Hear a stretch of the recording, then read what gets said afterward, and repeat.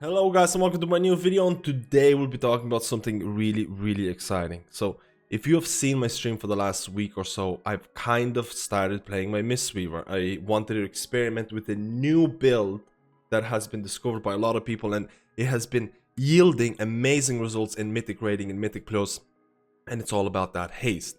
And we'll talk about this today in terms of providing some tips and tricks about how to play this build. It is very similar to the time when Glimmer of Light has been discovered for Holy Paladins. It was wild west in terms of information coming out. People were coming out with new builds, coming out with new stats and things like that. And right now the same thing is happening to Mistweavers. People are really excited. It's a new build. It's viable. It's optimal. It can work in raids. It can work in Mythic Plus. But it has the same kind of requirements that Glimmer had.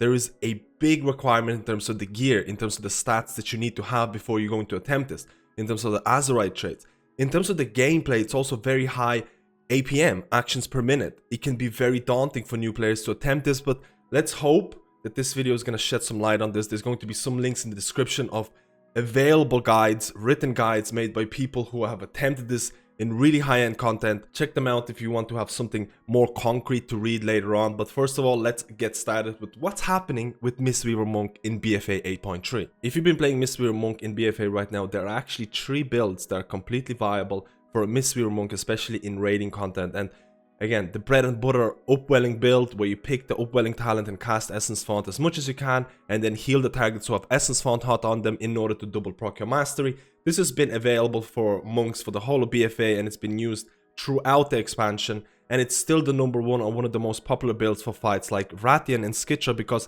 in order to optimize your melee build, you don't have that much of an uptime on the boss on Rathian or Skitra during the intermission phases, and you can't really properly optimize kick weaving. You can still do it, but a lot of the people, a lot of the monks will still use upwelling build for those fights, meaning that you might have to have 2 different gear sets, 2 different talent sets throughout Nyalota in order to optimize your Mistweaver. And then after that, you have the new build that emerged from 8.3, and that is kick weaving or fist weaving, whatever you want to call it, with Rising Mist. And the Rising Mist build, a lot of the times, it was still optimizing Essence Font. It was casting Essence Font, casting Renewing Mist, using Rising Sunkick to extend those buffs. And all of a sudden, there's been a complete new build emerging, and this is what the video is going to be about, and that is the Haste Fist Weaving build. And with this build, you're almost going to be ignoring Essence Font. And first of all, I want to talk about the requirements for this. It is far harder than I initially expected. At the start, I was like, this haste build, all it requires, your main healing sources are going to be Renewing Mist and Vivify. That's about it. You won't be casting Essence Font all that often unless you're running away and you can't hit the boss and things like that. So straight away, by looking at the healing breakdown, you're like, this might be not that hard. How can it be hard? But if you're actually going to try it, it is a heavy haste build. You're always going to be kicking. You're always going to be using abilities. The amount of kicks that you're going to be achieving throughout the fight is actually insane. You have to prioritize on getting these Rising Sun Kick resets, which means that you always have to pay attention to your cooldowns, pay attention to your abilities that you put out, and it is a lot more intensive than I expected. So first of all, let's go and have an overview of this build in terms of haste fist weaving for Mistweaver Monk. One of the biggest prerequisites for this haste build is stats, and having enough haste to actually achieve what you're trying to achieve with this build. And first of all, this is going to be just like Glimmer of Light for Holy Paladins. You need 3 glimmers to make it work, and for this build you need to have a lot of haste, and I mean a lot of haste. A lot of people have started this around 30% haste. Some people have been saying that 25% haste can be enough to maintain 5 Renewing Mist at all times. It can be completely viable. A lot of people have been running with 45% haste, and again, it can be very hard to get haste, because I'm running with basically every piece of my gear has haste at this given point, and I'm having something around 33%. And that's not including the fact that I'm running haste enchants, quick navigation. I might be running 3 Misty Peaks. I might be running a lot of the haste corruption as well, haste procs and things like that. So getting to the initial phase of getting the gear for it is going to be a huge barrier. I would not attempt this with low amount of haste, because you won't be able to achieve this. And the whole prerequisites, or the whole idea of this build, the more haste you get, the better it becomes. The easier it is to maintain Renewing Mist. So the whole concept of the build is trying to maintain as many renewing mists as you can in the raid. The general consensus right now is that people are saying you need to have at least 5 renewing mists. If you have 5+ renewing mists in a raid, casting Vivify becomes better than casting Essence Font. So all of a sudden you want to get +5 before you're going to be casting Vivify. And that doesn't mean that you're going to be casting Vivify just when you get 5 renewing mists. You might want to wait until 6, 7, 8, 9, 10 renewing mists are out before you're going to go into this burst healing. So let's look at the general example of what raid healing in a fight would be like. So first of all, even before the pull, you'll be making sure that you use your renewing mist stacks. That's even before the pull starts. I highly recommend people to get a weak order that shows how many renewing mists you have on the whole raid, so you know when it is efficient to cast your Vivifies. So that's general consensus. So a lot of the times you will just be pressing renewing mist on the raid, and you'll be using Rising Sun Kick to extend those HOTS. In order to reset on Rising Sun Kick, you'll be using Tiger Palm to get Teachings of the Monastery stacks. A lot of the people might even be using Blackout Kick when you have 1 Teaching of the Monastery stack, maybe 2 or 3. It really depends on the haste procs that you get. For example, if all of a sudden your Misty Peaks Azeroth procs and you get like 3k haste, it might screw up with some of your Teaching of the Monastery stacks and things like that, and you might change it. Maybe you'll use Blackout Kick on 2 stacks. Maybe you'll use Blackout Kick on 3, depending on what you have. But basically, you'll never want to use Blackout Kick with any of the Teaching of the Monastery stacks when your Rising Sun Kick is available. You basically want to make sure Rising Sun Kick is pressed on cooldown, and then you'll be stacking your Teaching of the Monastery and using Blackout Kick. And you also have to make sure that you're always letting your Renewing Mist out in the raid. You don't want to have a situation where you have a Renewing Mist available and you press Rising Sun Kick. You want to make sure that both of the stacks are gone, and then you'll be using your Rising Sun Kick to extend those HOTS. And for the first start of the fight, you'll probably be building up your Renewing Mist, because it's hard to get +5, depending on your haste. It can be very hard to get +5 Renewing Mist out in the raid. Again, Thunder Focus Tea, every time you use Thunder Focus Tea, you'll be using it into Rising Sun Kick, because it's going to reduce the cooldown of Rising Sun Kick, so you'll be able to get 2 Rising Sun Kicks in very quick succession. A lot of the times it'll be something like Thunder Focus Tea, Rising Sun Kick, Tiger Palm, Rising Sun Kick. Depending on the haste. Again, haste procs can really mess up with your Teaching the Monastery kind of playstyle, and there's still a lot of information out there, or a lot of information to be confirmed about the best ways to do this. But general consensus, if you're using these crazy Azeroth that give you these haste procs, again, haste Misty Peaks is insanely strong for this. Things like Uplifted Spirit are insanely strong with this, because your Vivify heals heal for an additional amount, and your Vivify crits will reduce the cooldown of your revival. And this whole playstyle would be like this. Once you have 5+ Renewing Mists out in the raid, you can start considering using Vivify. Maybe there is not a lot of damage happening right now, so you still want to stack your Rising, you still want to stack your Renewing Mist. You want to get 6, 7, 8. Let's say you get 6, 7, 8 Renewing Mists and there is a huge amount of damage happening. You'll basically stop what you're doing, you'll probably pop your Mana Tea, and you'll cast Vivify. Because of how Renewing Mist works, Vivify is going to heal the initial target, and it's going to do splash healing on people who have Renewing Mist. Renewing Mist is a smart HOT, meaning that it will go to people that need healing. If a person reaches full HP, it'll jump to another target, so the overhealing can be regarded as minimal. So all of a sudden, you'll have this burst healing. It's something similar to what a Disciplined Priest will be doing with their atonements. They'll be setting them up, and when the burst healing needs to happen, they'll go all ham.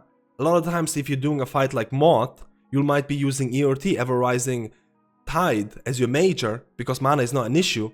You activate this and then go into your burst phase of using Vivifies. When to use Vivifies, when is the best time to use Vivifies, it can be very hard to determine based on a fight damage patterns. Again, I mentioned this before. +5 Renewing Mists, it becomes more efficient to cast Vivify over Essence Font. This is why you'll see a lot of the Mistweavers having 2, 3, 4 casts of Essence Font throughout the whole 5-minute fight. You're basically ignoring Essence Font completely, which can be very, very hard, because it's been ingrained to you as a Mistweaver to use Essence Font throughout the whole BfA, and now this build comes along where Essence Font is not really all that great. So it can be very hard. And in terms of Enveloping Mist, it also becomes very interesting, because you can extend Enveloping Mist by quite a bit, especially before the pull. When you activate your Tunda Focus Tea, you use a Rising Sun Kick, Tiger Palm, Rising Sun Kick again. The extension of Enveloping Mist is very, very long. And you can kind of maintain this, especially on fights where tank damage is needed, like Vexiona. Vexiona, there is tank damage throughout the whole fight, and extending Enveloping Mist can be very, very important. Now, another thing, a lot of the times throughout BfA, we've been told that you need to use Soothing Mist into Enveloping Mist in order to get Enveloping Mist onto the target faster. But now you don't really care about getting Enveloping Mist onto the target as fast as you can. You basically just want to cast it and go back to your DPS. You don't want to waste too much time. So hard casting Enveloping Mist is really not that bad, because you have to remember Soothing Mist has a global cooldown attached to it, and Enveloping Mist cast has a global cooldown attached to it as well. So generally speaking, it can be longer to cast Soothing Mist, Enveloping Mist to get back to your kick weaving. So a lot of the times people might be even hard casting Enveloping Mist, which again is very different from what I've been told as a Mistweaver for the whole BfA. And this build has been really, really strong. And what are the reasons to use this build in Raiding and Mythic Plus? First of all, it's probably one of the highest DPS builds for Mistweaver right now because of the amount of haste you're going to have. You're going to be doing so many Rising Sun Kick resets. The damage is anywhere between 15k plus.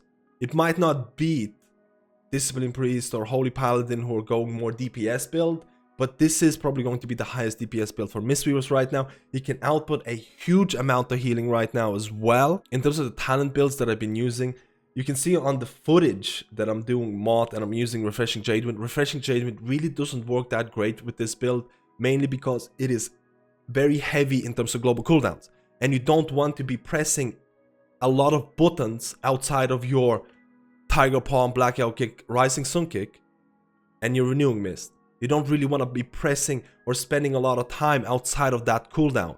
You want to make sure that you're always Tiger Palming, Blackout Kick, Rising Sun Kick, Renewing Misting, and then setting up for your healing burst with Vivify. And everything outside of that, you want to minimize. So this is why a lot of the times people would just use Red Crane. It's a 3-minute cooldown, you press it once and that's it. It does a decent amount of healing and you can go back to the DPS build. A lot of times people will be using Mist Wraps because guess what? Mist Wraps and Enveloping Mist extensions are a very big part of this build as well. You can maintain Enveloping Mist, especially in Mythic Plus content as well, for long periods of time, and it can be very, very efficient. Mana Tea is very good because, again, like I mentioned, you're spending a large part of the fight setting up, getting your Renewing Mist out, and then you're setting up your burst healing, you press Mana Tea, and you cast Vivify as much as you can. This is going to save you a lot of mana. And again, innovates, external innovates can be really strong. In terms of other talents, again, you need to have Rising Mist. And that's about it in terms of what you need to have as a talent priority. There are a couple of other talents that are viable. For example, Jade Serpent Statue can be viable. You can make use of Chi Burst, but a lot of the times this will be the most optimal talent build. In terms of essences, it really does depend on what you're doing. I think this is probably going to be the default build for a lot of Mistweavers. They'll be using Memory of Lucid Dream because mana can be an issue. You'll probably swap to ERT or World Wane on Moth in terms of the major slots because Moth will give you mana back. Conflict of Strife is really good, ERT is really good, and Formless Void, again, my Mistweaver, I haven't been gearing my Mistweaver too much. Account-wide essences, please Blizzard, please. But rank 2 and 3 Formless Void will give you haste as well. So, by default, this build, the assumptions, how to optimize it in terms of the stat priority, haste is going to be insanely strong. You'll want to have basically haste on every single piece of gear. You'll want to have things like Misty Peaks on basically every single Azeroth piece if you can get it. I feel that Uplifted Spirits is going to be really strong. Can you imagine using Uplifted Spirits and Vision of Perfection? The amount of cooldown that you're going to get on revival, I think you can go below 2 minutes quite easily, depending on how you optimize your Vivifies, because with Vision of Perfection, your revival is going to be reducing cooldown. Every time you're going to be critting with Vivify, it's going to reduce the cooldown revival by 1 second. With the Uplifted Spirits, and all of a sudden revival can be just a very short raid cooldown. So there's a lot of ways to experiment this build, but in terms of my assumptions, in terms of my recommendations for people, stack as much haste as you can get. A lot of people will say you'll need something like around 30% haste, maybe a bit less, to really make this build work. Because think of it this way, if you can maintain 5+ Renewing Mists, you can make this build work. In order to maintain 5+ Renewing Mists, you need a lot of haste. the more haste you're going to get, the easier it's going to get to maintain this amount of renewing mists, the more efficient it's going to become. So this build becomes exponentially easier the more haste you start getting, especially with corruption items or corrupted gear, things like increasing the amount of haste you gain from all sources by a certain amount. The more haste you have, the better this corruption becomes. So this build can be really hard to get into at the start because you won't have enough haste. It'll be hard to maintain enough renewing mists, and you might not even be able to maintain +5 because it is so high in APM, actions per minute. And it can be really daunting at the very start. And a lot of mistakes are going to be made, but practice, practice, practice, practice. And eventually you'll start seeing, with enough gear, you'll start seeing a huge increase in this. It works in Mythic Plus as well. Extensions of Enveloping Mist can be really interesting. You can hard cast Enveloping Mist, but if the tank needs Enveloping Mist like right now or very, very quickly, you might be using Soothing Mist into Enveloping Mist as well. So it really depends on the situation. But the general consensus, try and get +5 Renewing Mists. Vivify is going to become more efficient. Don't cast Essence Font as much. The only time you're going to be casting Essence Font is when you're running away from something and you can't hit the boss. It can be really, really hard to get used to this because as a Mistweaver, you're always, at least in my muscle memory, I've always been taught to cast Essence Font. And with this build, it becomes not as optimal because Vivifying with Renewing Mist is so insanely good. Guys, I would love to hear your opinions on this build. There's a lot of information in the descriptions below in terms of links, in terms of more information, in terms of Azeroth pieces that you can pick up, in terms of some of the essence choices. Check it out if you want to get a good read. This build has been really strong in terms of pure HPS, in terms of DPS. Let me know if you're going to try it out. Let me know if you have enough gear to even try it out. This is basically something similar to what I mentioned with Glimmer of Light. It's wild west. People are trying this out. People are coming up with new ways of optimizing. It has a high DPS or has a high gear requirement, but it's going to be worth it in the end. Let me know. Thank you guys, and I'll see you in my next video.